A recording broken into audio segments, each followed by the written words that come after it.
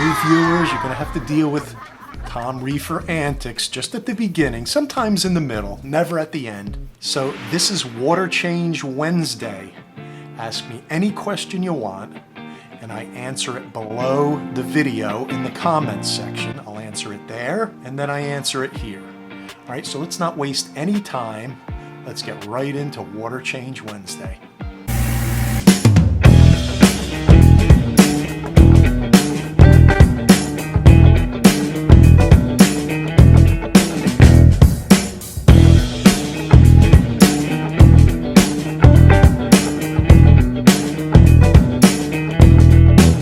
I wanted to point one other thing out. I've been getting a lot of questions about lighting and scheduling.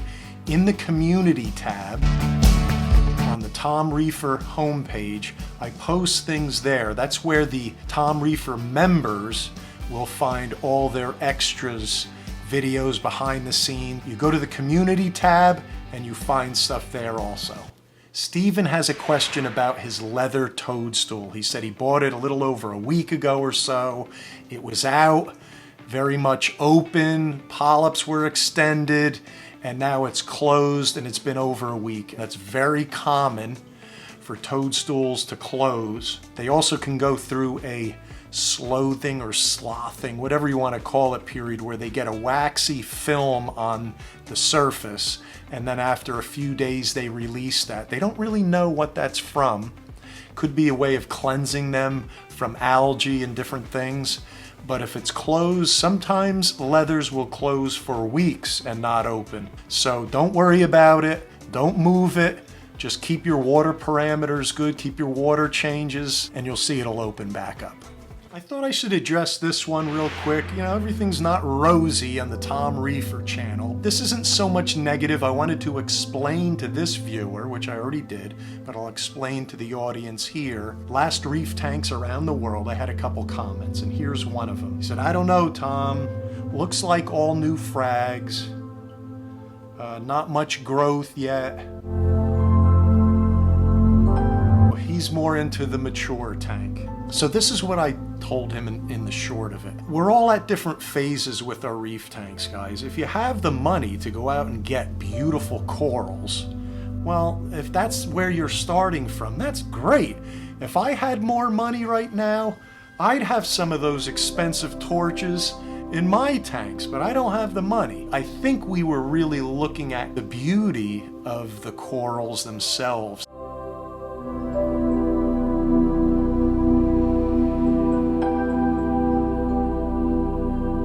Not the overall tank and how old and whether they were fragments or not. I wasn't trying to make the tank out to anything more than what it was. So I'm just exposing you to different tanks around the world, that's all. Tony from UK made a comment about the algae. You know, on and off, guys, I've been complaining about my algae and I've gone through some phases with it. By the way, it's going away, and I'm doing it the natural method at this point. And that's what his point was. He said he had a real struggle with hair algae, and he went the natural route, and it took months to go away, and it finally went away, and it's well worth it. But I know what he means. If you get rid of the algae the natural way, that means taking it out with your hands, doing more water change, keeping your nitrates and phosphates low. Eventually it's going to go away, and it probably won't come back unless you get extreme with your nitrate and phosphate parameters again. So that's what I've decided to do. No more treatments. I'm just going to keep going in, taking it out with my tweezers, keep my water changes going, feed a little less. David asks about the Hannah checker. He did the DKH test and it came out to 3.6, and then he did it again and it was 3.7. Then he tried the Salifert test and it came out around 9 something. I don't have it here. Something was wrong with your reagent in the Hannah, or you did something wrong when you tested it. Order some new reagents for the Hannah checker and try it. IBW Bro asks about quarantining, and he wants to know what my procedure is. This is what happens with mine. I don't usually get fish from Fish Guy Mike. I usually get my corals from him. When I do get fish, I get them from another vendor called Sea Level Aquarium.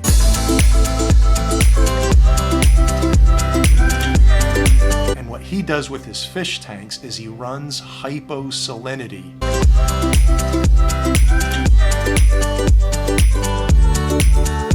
For those of you who don't know what hyposalinity is, it's running your salt level in your salt water way below the standard 1.024 to 6. It's running at about 1.019. And what that does, it lowers the osmotic pressure, here I'm getting scientific now, that any of the parasites that come in on the fish cannot survive in that. The fish will acclimate to hyposalinity. It can even go below 1.019. It can go as low as 1.013. So what this does is it kills the free swimming ick. It will kill a lot of parasites. However, you have to make sure that you acclimate very slowly. Drip acclimate your fish when you put them into your reef tank. Hussein asks about what is the best fish to keep with 2 to 5 corals. That depends on the corals and the size of your tank.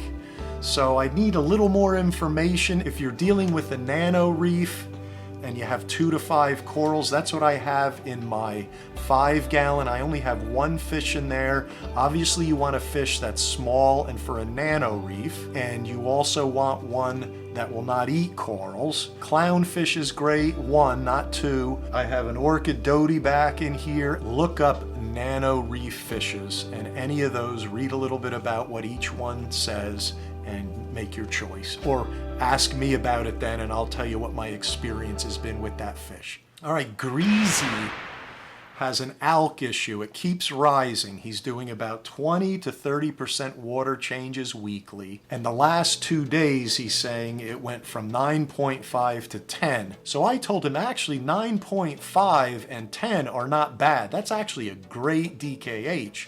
I run mine, usually run around 9.3, 9.4, so you're right on the money. If it gets up to 12 or 13, then you have an issue where it shouldn't be doing that. Mine did that at one time when I started to add 2-part dosing.